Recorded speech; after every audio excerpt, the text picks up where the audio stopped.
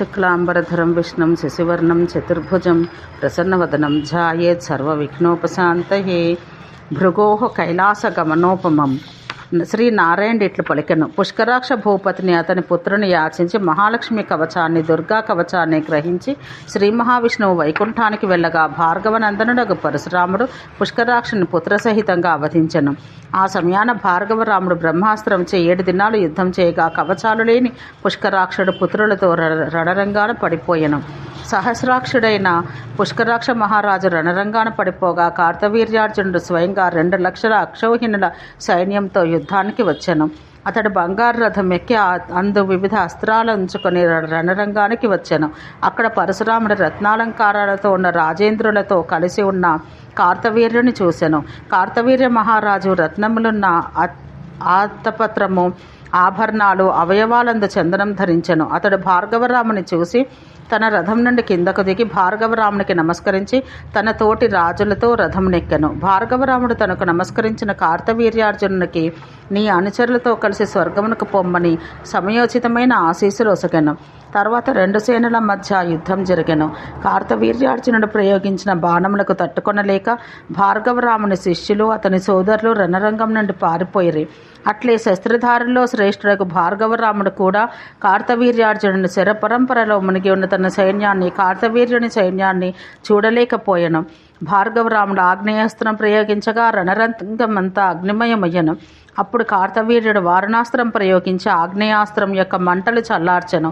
అప్పుడు పరశురాముడు గుట్టలు పాములతో ఉన్న గాంధర్వాస్త్రం ప్రయోగించగా కార్తవీర్యుడు దాన్ని వాయువ్యాస్త్రంచే అవలీలగా శాంతింపచేసెను. ఆ సమయాన పరశురాముడు మహాభయంకరమైన నాగాస్త్రం ప్రయోగించగా కార్తవీర్యార్జునుడు గరుడాస్త్రంతో దాన్ని శాంతింపచేసెను. భార్గవరాముడు మహేశ్వరాస్త్రాన్ని ప్రయోగించగా కార్తవీర్యుడు దాన్ని వైష్ణవాస్త్రంతో శాంతింపచేసెను. ఆ సమయాన భార్గవరాముడు కార్తవీర్యుని సంహరించుటకై బ్రహ్మాస్త్రం వేయగా ఆ మహారాజు బ్రహ్మాస్త్రం చే ప్రయోగించి పరశురాముని బ్రహ్మాస్త్రాన్ని శాంతింపచేసెను. రాజగు కార్తవీర్యుడు తన గురువుగా దత్తాత్రేయుడు తనకు ప్రసాదించిన అమోఘమైన శూలాన్ని భార్గవరాముని సంహరించుటకై చేతపట్టెను. శతసూర్యుల వంటి కాంతి కలది, ప్రళయకాలమందులు బడబాగ్ని శిఖరవలే గొప్పనిది. దేవతలు కూడా జయించుటకు వీలు కాని ఆ శూలమును కార్తవీర్యార్జునుడు భార్గవరాముని సంహారానికై మంత్రపూర్వకంగా ప్రయోగించెను. దత్తాత్రేయుడు కార్తవీర్యార్జునునికి ప్రసాదించిన శూలంచే భార్గవరాముడు మూర్ఛనొందెను. అప్పుడు బ్రహ్మ, విష్ణు, శివాది దేవతల భయంతో అక్కడికి విచ్చేసిరి. వారిలో మహాజ్ఞానం కల శంకరుడు తన జ్ఞానబోధక వాక్యాలచే భార్గవరాముని పునరుజ్జీవితుని చేసెను. భార్గవరాముడు తెలివి తెచ్చుకున్న తర్వాత తనకు ఎదురుగా ఉన్న దేవతలను చూసి భక్తితో తలవంచుకొనెను. కార్తవీర్యుడు కూడా తనకు ఎదురుగా ఉన్న దేవతలను చూసి భక్తితో తలవంచుకొని వారికి నమస్కరించి దేవతలందరినీ స్తుతించెను. ఆ సమయాన భక్తవత్సలుడుగా దత్తాత్రేయ స్వామి తన శిష్యుని రక్షించుకొనుటకు ఆ రణరంగానికి వచ్చెను. అప్పుడు భార్గవరాముడు మిక్కిలి కోపంతో పాశుపతాస్త్రం బయటకు తీసెను. అందువల్ల కార్తవీర్యుడు దత్తాత్రేయ స్వామి ఇచ్చిన విద్యచే భార్గవరాముని స్తంభింపచేసెను. భార్గవరాముడు అప్పుడు అనేక అనుచరులతో అక్కడ ఉన్న కృష్ణునిచే రక్షించబడుతున్న రాజును చూసెను. ఆ కృష్ణుడు జ్వలిస్తున్న సుదర్శన చక్రాన్ని చేతి ధరించి బ్రహ్మాది దేవతలచే నుతింపబడుచుండెను. ఇంకను అతడు గొల్లవాని వేషాన సహచరులకు గొల్లలు వెంటరాగా నవీన నీరదశ్యాముడై చిరునవ్వుతో మురళిని చేతపట్టుకుని మ్రోగించుచుండెను. ఆ సమయాన ఒక అశరీరవాణి వినిపించింది. మహారాజుకు కార్తవీర్యుని దక్షిణ భుజాన దత్తాత్రేయ స్వామి ప్రసాదించిన శ్రీకృష్ణ కవచం ఉందని, దాని యోగిశ్రేష్ఠుడకు శంకరుడు కార్తవీర్యుని యాచన చేసి తీసుకుంటే మాత్రమే భార్గవరాముడు కార్తవీర్యుని సంహరింపగలడని చెప్పెను. ఆ అశరీరవాణి విన్న శంకరుడు బ్రాహ్మణ వేషాన రాజు దగ్గరకు పోయి కవచం యాచించి ఆ శ్రీకృష్ణ కవచాన్ని భార్గవరామునికిచ్చెను. అప్పుడు దేవతలందరూ తమ తమ స్థలాలకు పోగా పరశురాముడు రణరంగాన ఉన్న కార్తవీర్యునితో ఇట్లనెను. ఓ మహారాజా, సాహసంతో యుద్ధం చేయము. మానవులకు అప్పుడప్పుడు జయం కలుగును, పరాజయం కూడా కలుగును. నీవు చక్కగా వేదాలు అధ్యయనం చేశావు, సమస్త భూమిని పరిపాలించావు. యుద్ధాన్ని కూడా చక్కగా చేసినందువల్లనే నేను యుద్ధాన మూర్ఛ పొందాను. అట్లే నీవు రాజేంద్రులందరినీ జయించావు. దత్తాత్రేయ స్వామి నీకు అనుగ్రహించిన శూలంచే నన్ను కూడా మూర్ఛనందించావు. తర్వాత పరమశివుడు నన్ను పునర్జీవితుడిని చేసెను అని చెప్పెను. అప్పుడు పరమధార్మికుడు కార్తవీర్యుడు పరశురాముని మాటలు విని మహామునికి భక్తితో ప్రణమిల్లి యథార్థ వచనములు ఇట్లు చెప్పసాగెను. ఓ భార్గవరామ, నేను చేసిన వేదాధ్యయనం గురించి, దానం గురించి, నేను పరిపాలించిన భూమి గురించి, నేను జయించిన రాజుల గురించి ప్రస్తావించావు. కానీ నా బుద్ధి, తేజస్సు, పరాక్రమం, వివిధములైన యుద్ధతంత్రాలు, శ్రీ ఐశ్వర్యం, జ్ఞానం, దానశక్తి, ఆచారం, వినయం, విద్య, ప్రతిష్ట, తపస్సు ఇవన్నీ నా భార్య మనోరమ ఉన్నంత వరకే ఉన్నవి. ఆమె గతించిన తర్వాత నా సర్వస్వం పోయింది. ఆ మనోరమ నాకు ప్రాణాలతో సమానం. ఆమె పతివ్రత, లక్ష్మీ అంశతో జన్మించింది. యజ్ఞాలు ఆచరించినప్పుడు సహధర్మచారిణి ప్రేమలో తల్లి వంటిది. నా బాల్యం నుండి శయ్యయందును, భోజనమందు, యుద్ధమందు ఆమె నన్ను అంటిపెట్టుకున్నది. అట్టి నా భార్య లేనందువల్ల విషం లేని సర్పం వలె నేను చైతన్యం లేనివాడినైతిని. నా యుద్ధాన్ని నీవు ఇంతవరకు చూడలేదు. అయినను సమస్తము కాలమునకు అధీనమైనది.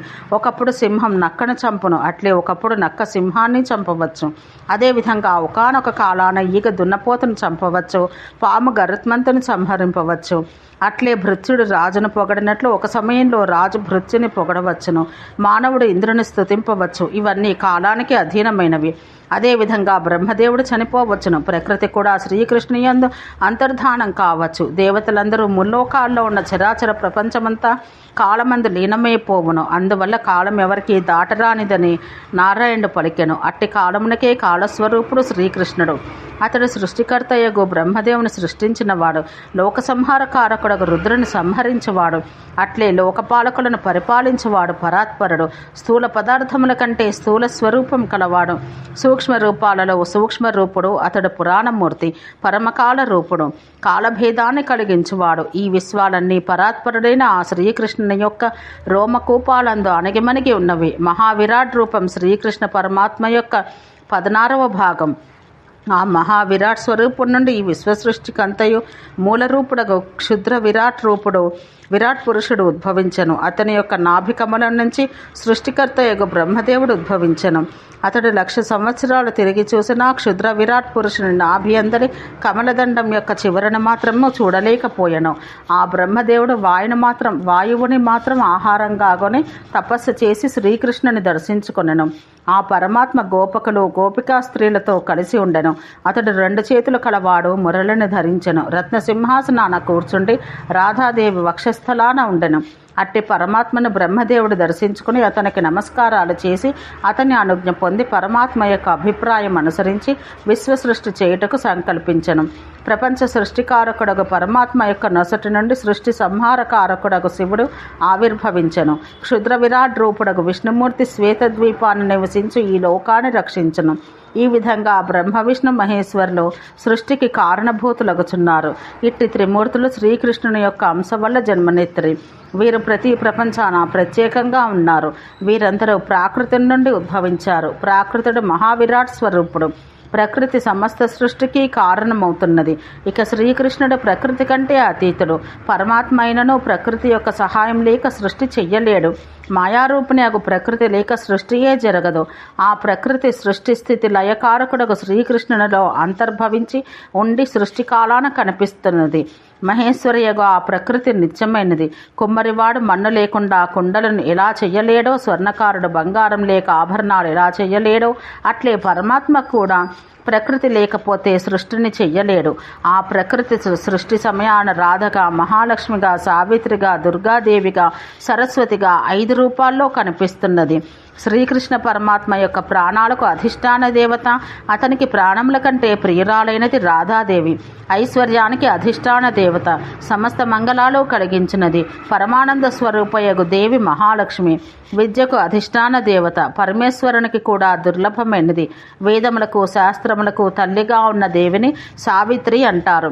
బుద్ధికి అధిష్టాన దేవత, సమస్త శక్తుల యొక్క స్వరూపం, సమస్త జ్ఞానరూపిణి అగు దేవి దుర్గ. వాక్కులకు అధిష్టాన దేవత, శాస్త్రజ్ఞానాన్ని ఇచ్చినది శ్రీకృష్ణుని కంఠం నుండి ఉద్భవించిన దేవత సరస్వతి. పరమేశ్వర యొక్క మూల ప్రకృతి తొలుత 5 విధాలుగా మారింది. తర్వాత సృష్టిలో ఆ దేవి యొక్క అంశల వల్ల అనేక స్త్రీలు కలిగారు. ఈ సృష్టి అందున్న స్త్రీలందరూ ప్రకృతి యొక్క అంశరూపం గలవారు. అట్లే పురుషులందరూ పరమపురుషుని అంశల వల్ల పుట్టిరి. ఈ విధంగా మాయారూపిణి యొక్క ప్రకృతి లేనిచో సృష్టి అనేది జరగదు. ఓ నారద, ప్రతి ప్రపంచమందు ఉన్న బ్రహ్మదేవుడు సృష్టిని చేయగా విష్ణువు రక్షిస్తున్నాడు. ఎల్లప్పుడూ మంగళాలు కలిగించే శివుడు సంహార కార్యం చేస్తున్నాడు. అందువల్ల శరీరంపై మమత్వం అవసరం లేదని ఈ జ్ఞానాన్ని నా గురువగు దత్తాత్రేయుడి పుష్కర క్షేత్రాన మాఘమాసమందు మునుల సన్నిధిలో ఇచ్చినని కార్తవీర్యుడు పలికెను. తర్వాత అతడు భార్గవరామునికి నమస్కరించి తన ధనుర్బాణాలు తీసుకుని రథమెక్కెను. కార్తవీర్యుడు తన గురువగు దత్తాత్రేయుడు తెలిపిన జ్ఞానం గురించి తెలిపిన తర్వాత భార్గవరాముడు బ్రహ్మాస్త్రం ప్రయోగించి రాజు సైన్యాన్ని హతమార్చెను. అటు పిమ్మట శ్రీహరిని స్మరించుకొనుచు పాశుపతాస్త్రం ప్రయోగించి కార్తవీర్యుని సంహరించెను. ఈ విధంగా భార్గవరాముడు సంహారకారకుడకు శివుని స్మరిస్తూ భూమిపై ఉన్న రాజులందరినీ 21 మార్లు సంహరించెను. చివరకు మాతృగర్భాన ఉన్న శిశువు తల్లి, అందులో ఉన్న శిశువు వృద్ధుడు, మధ్య వయసులో ఉన్నవాడు అన్న భేదం లేక క్షత్రియులందరినీ తన ప్రతిజ్ఞను నెరవేర్చుకొనుటకై చంపెను. కార్తవీర్యుడు గోలోకాన ఉన్న శ్రీకృష్ణుని సన్నిధికి పోయెను. అప్పుడు పరశురాముడు శ్రీహరిని స్మరించుకొనుచు సంతోషంతో వెళ్ళిపోయెను. మహేశ్వరుడు పరశురాముడు 21 మార్లు భూమిపై ఉన్న రాజులను సంహరించిన గతిని తెలుసుకుని సంతోషించాను. అట్లే మునులు, దేవతలు, దేవతా స్త్రీలు, సిద్ధులు, గంధర్వులు, కిన్నరులు అందరూ పరశురామునిపై పుష్పవృష్టి కురిపించిరి. అట్లే స్వర్గాన దుందుబులు మోగినవి. అందరూ సంతోషపడిరి. ఈ విధంగా పరశురాముని కీర్తి లోకమంతటా ప్రసరించింది.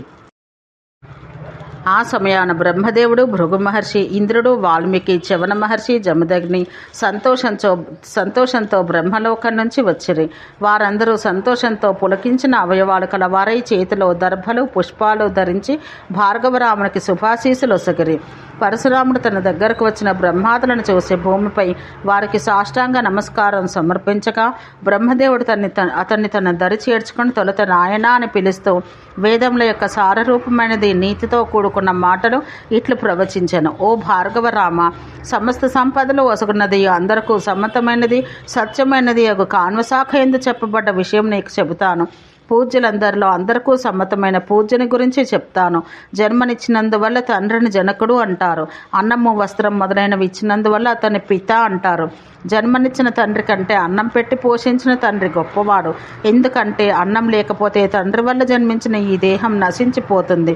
జన్మనిచ్చిన తండ్రి, అన్నం పెట్టి పోషించిన తండ్రి కంటే తల్లి 100 రెట్లు ఎక్కువ గౌరవింపదగినది. ఆమె గర్భాన ఉంచుకుని పెంచి పోషించినందువల్ల మిక్కిలి గౌరవింపదగినది. తల్లిదండ్రుల కంటేను ఇష్టదేవత చాలా గొప్పది. జ్ఞానము, విద్య, మంత్రాలు ఒసగు గురువు ఇష్టదేవత కంటే గొప్పవాడు. గురువు యొక్క పుత్రుని గురువు వలె గౌరవించాలి. గురువు యొక్క భార్యను గురుపుత్రుని కంటే ఎక్కువగా గౌరవించాలి. ఇష్టదేవతకు కోపం వస్తే గురువు తన శిష్యుని రక్షించుకొనును. కానీ గురువుకు కోపం వస్తే ఆ శిష్యుని ఎవరూ కాపాడలేరు. గురువే చతుర్ముఖ బ్రహ్మ, అతడే విష్ణుమూర్తి. ఆ గురువే మహేశ్వరుడు. అతడు పరబ్రహ్మతో సమానుడు. అతన్ని బ్రాహ్మణుల కంటే గొప్పగా మన్నించాలి. గురువు జ్ఞానాన్ని, హరిభక్తిని కలిగించు జ్ఞానాన్ని కలిగించును. శ్రీహరి భక్తిని కలిగించు గురువు కంటే గొప్ప బంధువు ఎవరూ కాజాలరు.